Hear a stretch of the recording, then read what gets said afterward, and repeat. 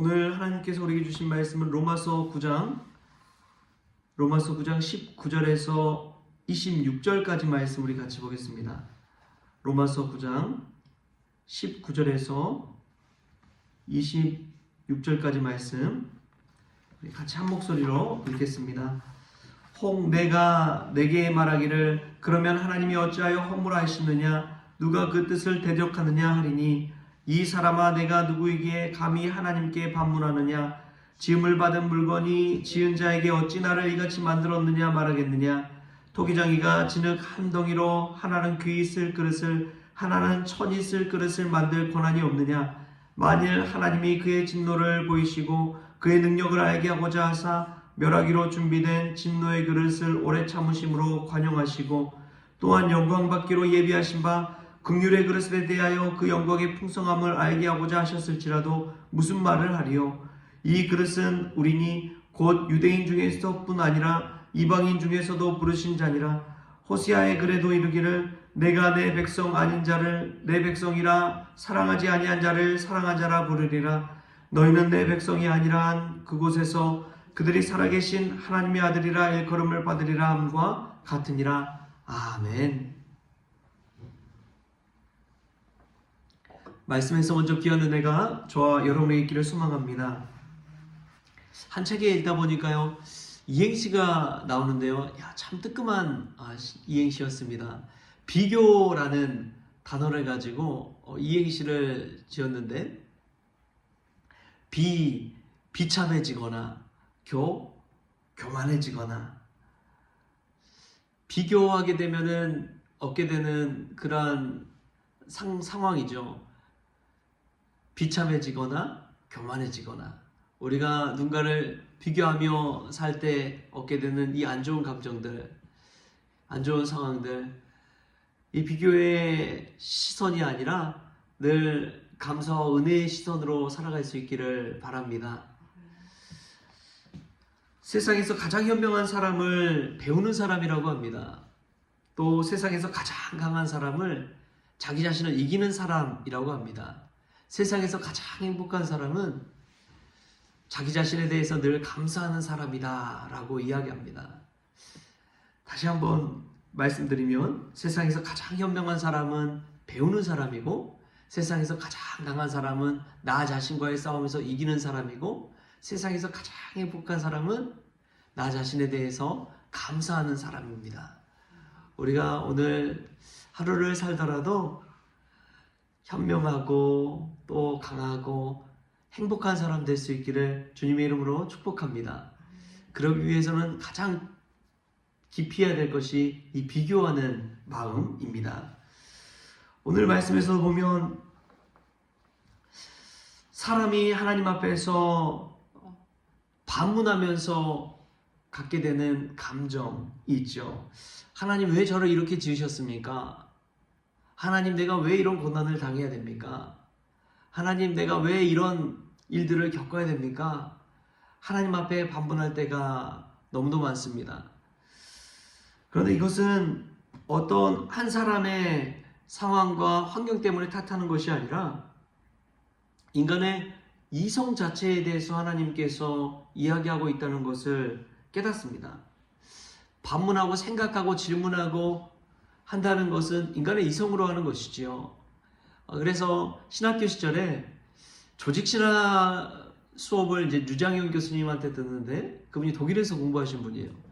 그분이 첫 시간에 이 발음이라는 단어를 딱 칠판에 쓰시더라고요. 신학한다는 것은 발음하는 것이다. 이 발음이 독일어로 왜라는 뜻입니다. 왜 하나님이 우리를 지으시고 왜 하나님께서 이러한 일들을 이루시는지 왜 하나님이 이 일들을 우리에게 일어나게 하는지 왜라는 질문을 늘 던지는 것이 신학하는 것이다. 그렇게 이야기를 하시더라고요. 그런데 우리가 신학을 하다 보면은 이 마음이 강팍해집니다. 머리가 커져요. 아는 지식은 많고 듣는 말은 많지만 정말 하나님을 사모하고 하나님을 생각하는 마음은 점점 작아지는 것 같아요. 왜 그러느냐? 이성을 너무, 철학을 너무 의존하기 때문에 그렇습니다. 우리가 아무리 우리의 머리를 가지고 하나님 이해할 수 있습니까? 절대 이해할 수 없습니다. 하나님의 뜻을 다 알 수는 없습니다. 우리의 이성에 한계가 있기 때문에 알려고 해도 알 수가 없는 거예요. 우리가 스스로 뭐 다 아는 것처럼 이야기하죠. 절대 그럴 수 없습니다. 여러분, 우리가 우주를 볼 수 있습니까? 세상 전체를 볼 수 있나요? 보지 못하잖아요. 아주 작은 세균 같은 거 우리가 눈으로 볼 수 있습니까? 볼 수 없습니다. 우리의 시력이 되는 안에서 볼 수 있는 것이지 그 외에는 볼 수가 없는 거예요. 그런데도 마치 다 아는 것처럼 우리 이성을 가지고 판단하고 생각하고 비교하지 않습니까? 그때부터 이미 우리는 오류의 존재, 부족한 존재, 결핍의 존재라는 것을 깨닫게 되는 것이지요. 오늘 바울은 그 비유를 하고 있습니다. 21절 말씀 우리 같이 한번 읽어볼까요? 21절 시작. 토기장이가 진흙 한 덩이로 하나는 귀 쓸 그릇을 하나는 천이 쓸 그릇을 만들 권한이 없느냐? 그릇이 자신의 쓸모에 대해서 뭐라고 할 수 있나요? 저희 한신대 교수님 중에 이 정태기 교수님이라는 분이 계세요. 너무나 유명하신 분이고, 그분은 이제 위기 상담학에 있어서 우리나라의 초창기에 이렇게 크게 이름을 떨치신 분입니다. 그래서 저희 교단뿐만 아니라 초교파적으로도 유명하신 분이에요. 근데 이정택이 교수님이 그런 이야기를 해요. 본인이 이제 신안 출신인데 어떤 한 이 역사학자가 신안에 있는 사람의 이 집에 방문을 했는데 거기 이제 앉아 있는데 이 개를 키울 때 밖에서 키우잖아요. 근데 개 밥그릇을 봤는데 개 밥그릇이 좀 남달라 보이더래요. 저렇게 예쁜 개 밥그릇이 있나 싶어가지고 가서 자세히 들여다보니까 이게 보물인 거예요. 보물. 이거는 지금 당시 뭐 만드는 그런 그릇이 아니라 딱 자세히 보니까 이거는 진짜 막 뭐 고려시대 신라시대에 나오는 보물이다. 딱 보니까 심상치 않은 거예요. 그래서 그 그릇을 한번 자신이 아는 이 친구한테 물어보니까 진짜 보물이었던 겁니다. 그래서 그 집에 있는 어부한테 아니 이 그릇 어디서 났느냐 물어보니까 이 바다에서 그물질하다가 건진 거다. 그래서 쓸모없어 보여가지고 그냥 개밥 그릇으로 쓰고 있다고. 그래서 발견된 게 이제 신안 유물이라고 합니다.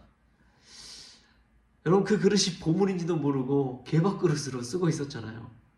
얼마나 귀한 그릇인지 모르고 그렇게 쓰이고 있었다는 것이죠. 여러분, 우리도 마찬가지입니다. 우리도 우리의 달란트와 은사, 하나님의 뜻대로 쓰임받지 못할 때는 어쩌면 개밥 그릇으로 쓰이고 있는지도 몰라요. 그러나 하나님은 그 그릇일지라도 하나님께 눈에 들어서 하나님 손에 붙들려서 정말 귀한 보물처럼 귀한 그릇으로 쓰임받게 되는 줄 믿습니다.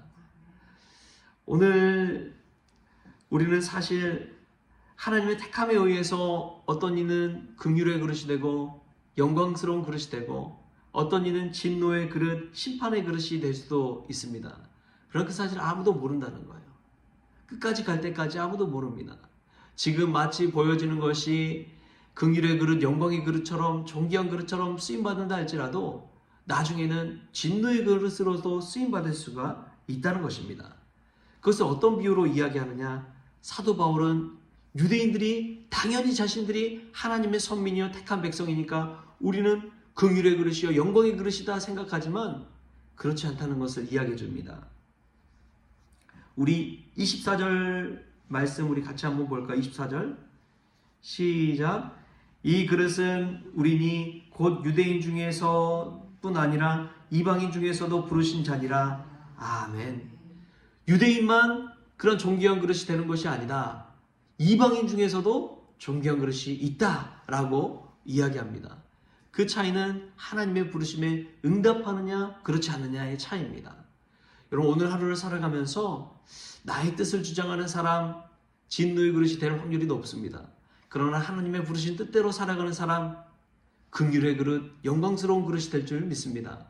오늘 그 차이를 생각하면서 믿음 안에 거하는 저와 여러분이 될 수 있게 바랍니다. 그리고 지금 상태가 아무리 남루하고 비참하더라도 여러분, 우리는 하나님의 손에 붙들리기만 하면 우린 영광스러운 그릇으로 쓰임받는 줄 믿습니다. 때로는 왜? 라는 질문을 내려놓으십시오. 그리고 하나님 주신 모든 상황과 처지를 인정하십시오. 그리고 그 속에서 감사함을 발견하십시오. 그때 우리는 행복 가운데서 하나님의 영광스러운 그릇으로 하나님 부르신 따라 사는 그러한 축복의 그릇으로 쓰임받게 될 줄 믿습니다. 오늘 하루 그러한 은혜가 저와 여러분에게 있기를 주신 예수님의 이름으로 축원합니다. 기도하겠습니다.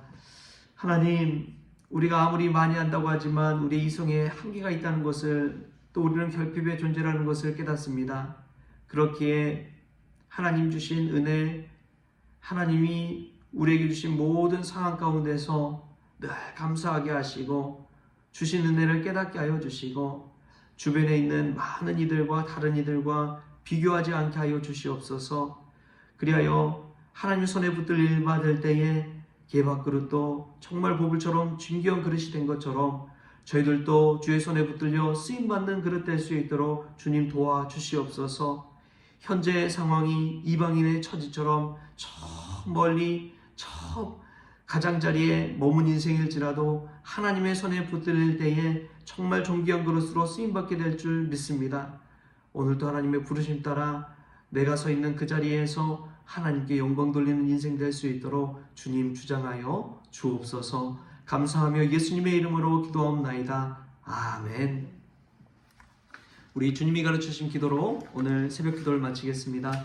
하늘에 계신 우리 아버지여, 이름이 거룩히 여김을 받으시오며 나라가 임하시오며 뜻이 하늘에서 이루어진 것 같이 땅에서도 이루어지이다. 오늘 우리에게 일용할 양식을 주시옵고 우리가 우리에게 죄진 자를 사하여 준 것 같이 우리 죄를 사하여 주시옵고 우리를 시험에 들게 하지 마시옵고 다만 악에서 구하시옵소서. 나라와 권세와 영광이 아버지께 영원히 있사옵나이다. 아멘.